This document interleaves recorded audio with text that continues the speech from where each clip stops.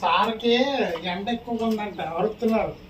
ఇదిగో మళ్ళీ ఇడికి షెడ్డు తడవకుండా, మళ్ళీ ఇది మళ్ళీ గోతాలు తెచ్చాను కూలింగ్ అవుతాయికి.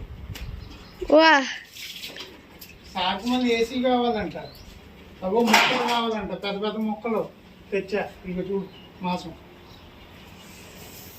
ఈ రాజబాబు ఎవరికి రాదురా, మళ్ళీ తడవకుండా కూలింగ్.